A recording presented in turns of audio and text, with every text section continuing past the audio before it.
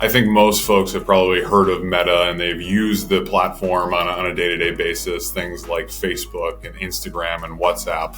Essentially, we're talking about a social media platform that connects people across the globe and in their local communities. We think that there's a really interesting value proposition in being able to connect it and make those connections, and how Meta is able to draw the economics from a business like that. Essentially, Meta is a media company. It's providing entertainment for its users. It's providing entertainments for its customers over time. From an advertisement perspective as well, if you think about those users, advertisers are looking to build their brands. They're looking to monetize and get people to buy stuff or do things as a result of that advertising. So that's really the problem that Meta is solving, is connecting those products, those brands, those customers with those folks through that media content, and they're looking to monetize that in an interesting way. Meta's addressable market is absolutely massive if you think of it in a theoretical sense. Anybody in the world, so you have 8 billion people in the world, anybody that has a remote possibility to go log into the internet via a smartphone, via a PC, could potentially be a user of Meta. Now, currently they have over 3 billion users and daily active users on their platforms today. And that has been growing, call it mid-single digit to high single digits over the more recent years. On top of that, you have the advertising that it's had. So the ad impressions that have been coming through.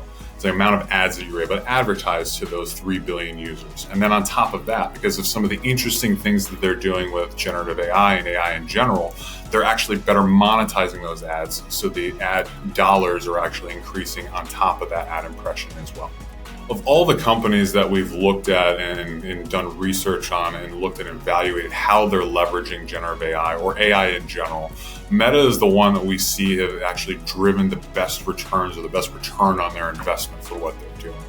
And if you think about what generative AI does, it takes all of this unstructured data and it creates a prediction of outcomes, or a prediction of what you would want to do with that. Now, why is that important to Meta? If you think about social media, there's all of this unstructured data that's going on there.